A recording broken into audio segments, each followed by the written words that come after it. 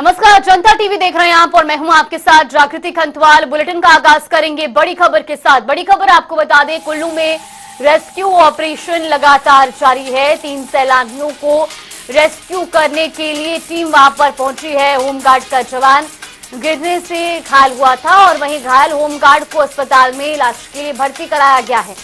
तो ये बड़ी खबर, बड़ी जानकारी आपको बता रही, जहां आपदा प्रभावित क्षेत्रों में लगातार रेस्क्यू टीम सर्च ऑपरेशन में जुटी हुई है। और इसी कड़ी में कुल्लू की बात की जाए तो कुल्लू में भी बीते दिन लगातार रेस्क्यू ऑपरेशन जारी रहा और इस दौरान आपको बता दें कि 3 सैलानियों को रेस्क्यू करने के लिए टीम वहां पर गई थी। हालांकि एक होमगार्ड का जवान इस दौरान गिरने से घायल हुआ है और साथ ही आपको बता दें कि घायल होमगार्ड को फिलहाल अस्पताल में भर्ती कराया गया है। दरअसल अचानक गिरने की वजह से जो होमगार्ड है उसके पीठ में चोट आई थी, जिसके बाद इलाज के लिए उसे अस्पताल में भर्ती कराया गया है।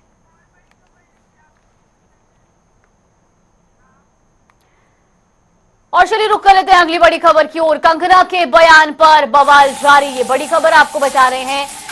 कंगना के बयान को लेकर के अब उद्योग मंत्री हर्षवर्धन चौहान ने पलटवार किया है। उन्होंने कहा कि आपदा राहत में केंद्र से कोई भी मदद नहीं मिली है और कंगना के बयान को भी उन्होंने बचकाना बताया। दरअसल कंगना रनौत के बयान जो है वो लगातार सियासी पारा चढ़ाता हुआ नजर आ रहा है।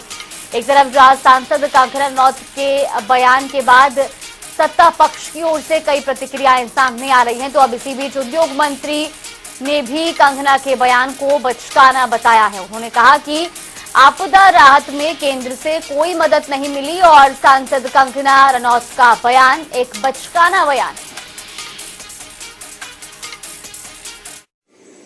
और ये कहना कि केंद्र द्वारा जो है पैसा आया है, मैं स्पष्ट रूप से कह सकता हूं कि पिछले वित्तीय वर्ष में हिमाचल प्रदेश में केंद्र सरकार द्वारा आपदा राहत में वही पैसा दिया गया है।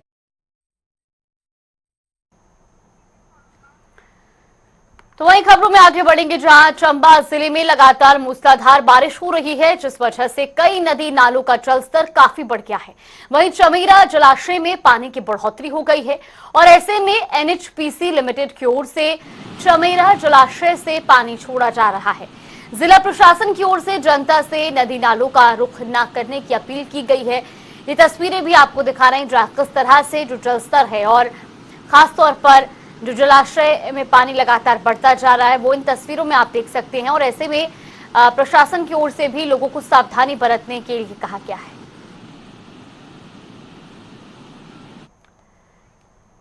कुल्लू जिले में बीते दिनों हुई आपदा से काफी नुकसान हुआ है, तो वहीं 3 गांवों का कुल्लू से संपर्क कट गया है। ऐसे में यहां पर किसी तरह की भी आवाजाही नहीं हो पा रही थी। इसी को लेकर ग्रामीणों ने मिलकर यहां पर एक झूला पुल का निर्माण किया है और ये तस्वीरें भी आपको दिखा रही, जहां किस तरह से ग्रामीण अब संपर्क टूटने के बाद खुद से मशक्कत करते हुए नजर आ रहे हैं और अब ग्रामीणों द्वारा एक झूला पुल का निर्माण भी किया गया है।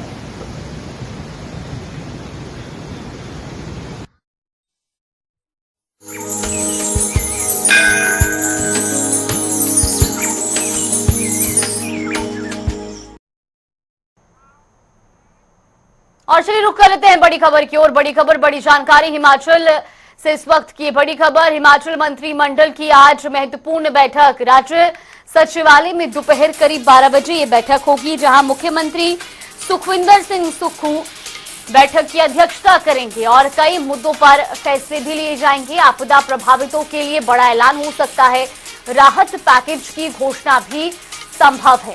मॉनसून सत्र से पहले कैबिनेट की महत्वपूर्ण बैठक हो रही है और कई विभागों में रिक्त पदों को भरने पर भी आज की इस बैठक में चर्चा हो सकती है। दरअसल जिस तरह से बीते दिनों हिमाचल प्रदेश में आपदा आई, उसके बाद से कई इलाके, कई गांव, कई क्षेत्र इस आपदा से प्रभावित हुए हैं।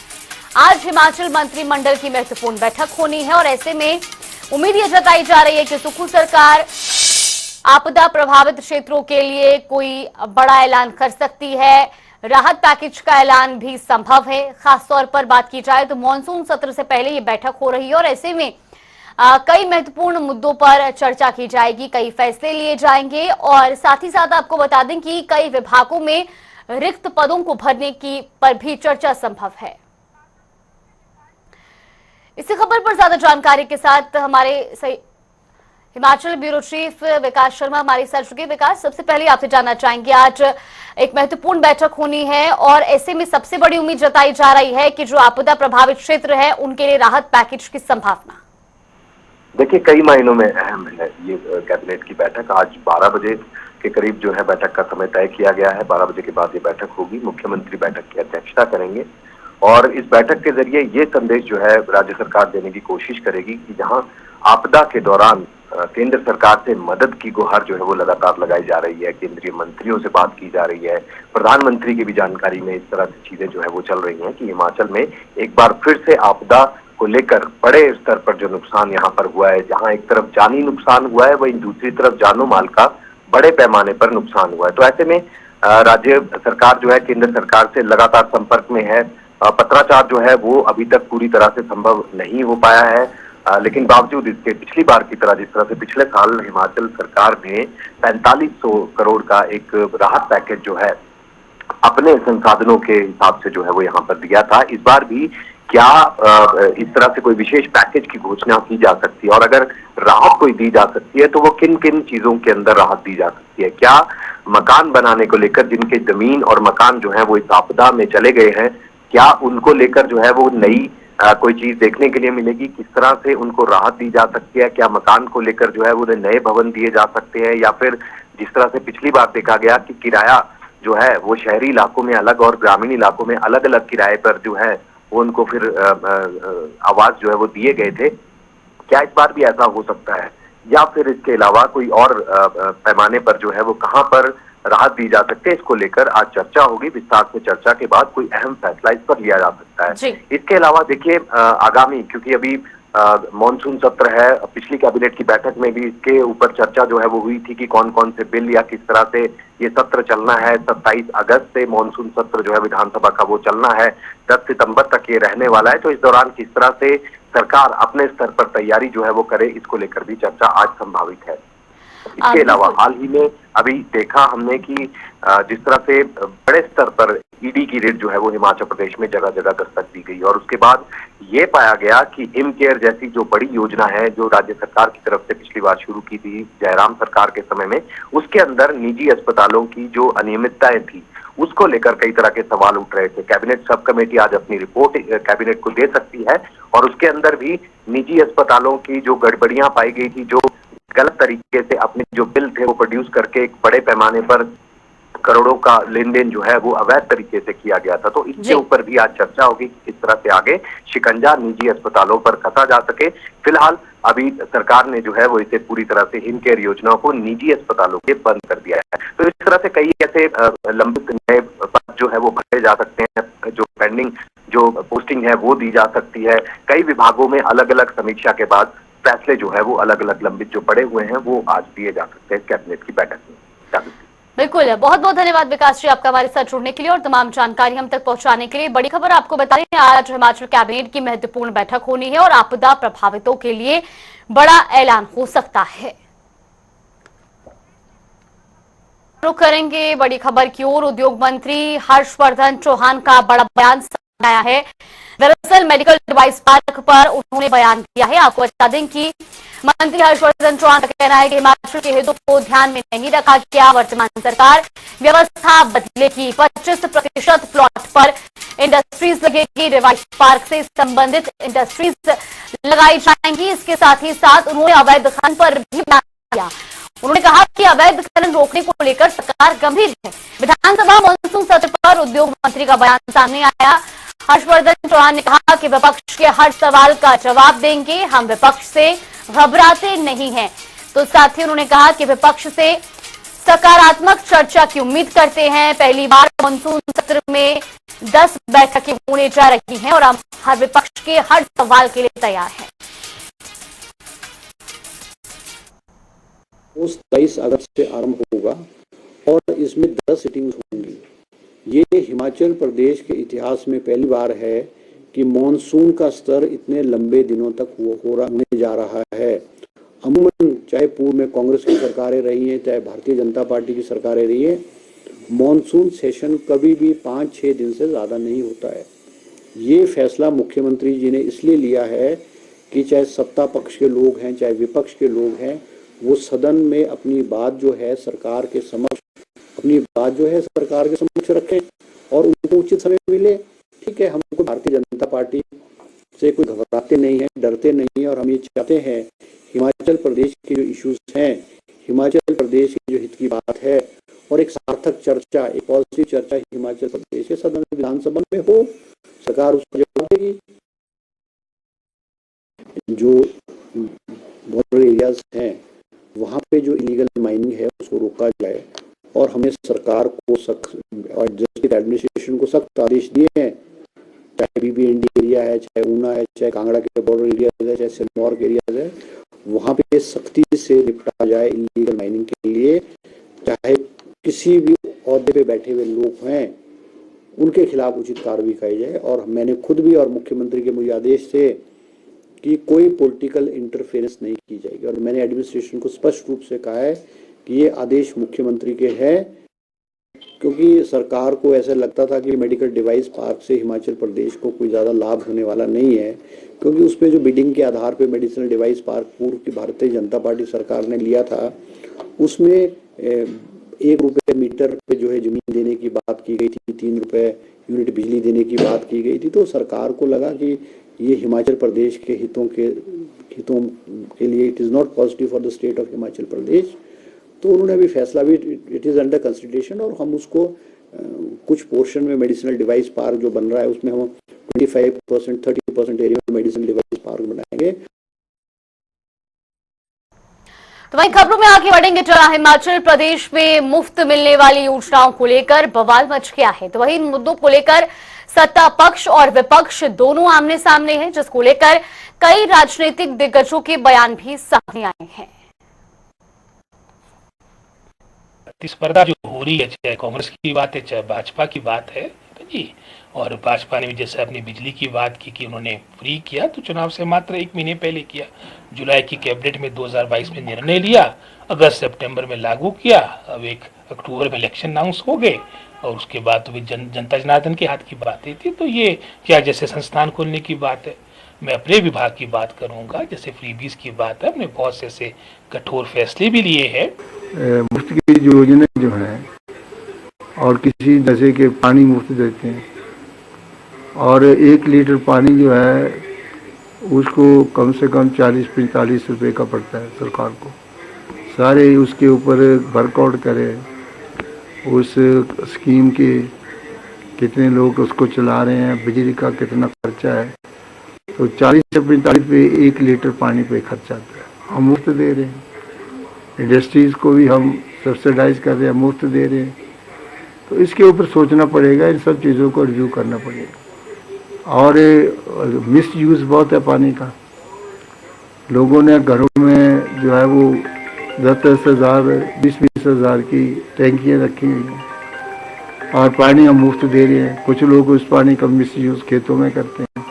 पीने का पानी इतना कॉस्टली है और हम फ्री दे रहे हैं लोगों को, ये ठीक है, हमारी कमिटमेंट। देखिए, इस वर्तमान सरकार का एकमात्र उद्देश्य है, जो चला है उसको बंद करिए, जो अच्छा काम किया है उसको बंद करिए। हिमाचल प्रदेश में इस वक्त हिमकेयर के माध्यम से लाखों लोगों का स्वास्थ्य का इलाज हुआ है, लेकिन उसके बावजूद वर्तमान सरकार जो हालात पैदा कर रहे हैं इस योजना को बंद करके प्राइवेट सेक्टर में, मैं समझता हूं उसका मैकेनिज्म डेवलप करना चाहिए मॉनिटरिंग करने का। इसको बेहतर करिए। आप उसमें बैठ करके कोई रास्ता निकाल सकते हैं जिसमें अगर आपको लगता है कि गड़बड़ी कुछ लोग कर रहे हैं, उनके खिलाफ कार्रवाई करिए, किसने रोका है। लेकिन इसके बहाने सब कुछ बंद करना, रूप से सरकार जो है सत्ता में आने के बाद लगातार जनविरोधी निर्णय ले रही है।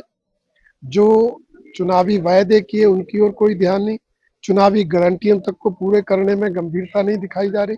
यहाँ तक कि पिछले सरकार द्वारा दी गई सुविधाओं को भी छीना जा रहा है।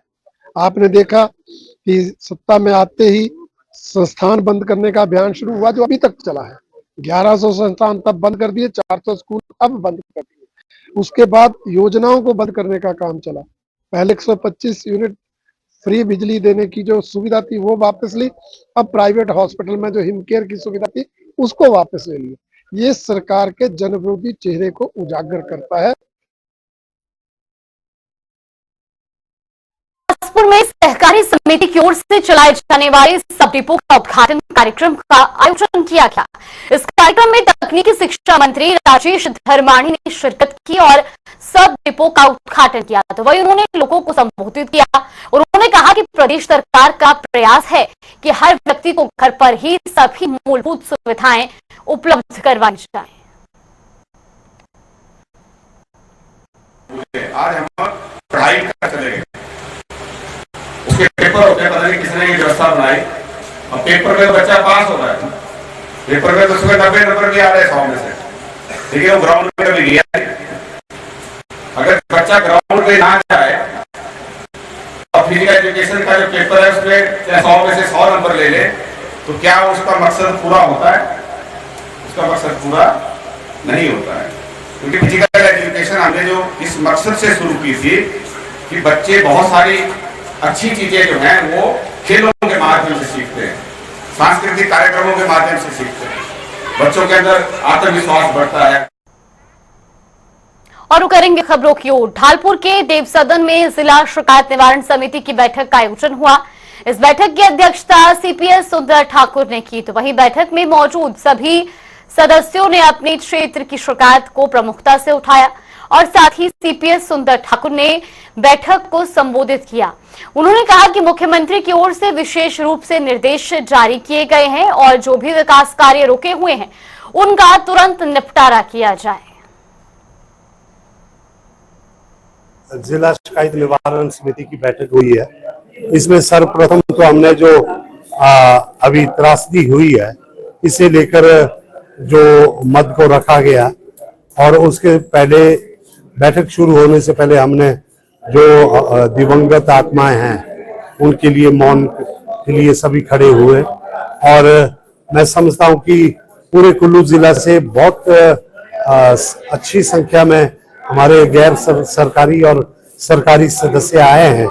जितने भी पुराने मद थे अधिकतर मदों को जो है यहाँ पे उन पे चर्चा हुई है और सभी मदों को लिया गया है। कुछ क्योंकि इस बारी आपदा की ऐसी स्थिति हुई एकदम से इस बैठक को रखना पड़ा तो हमने देखा कि कुछ लोगों को इसकी जानकारी नहीं पहुंची है। हमारे कुछ सदस्यों की शिकायत थी, उन्हें भी ध्यान में रखते हुए उनके मदों को भी लिया गया और एक सार्थक चर्चा यहाँ पे हुई है।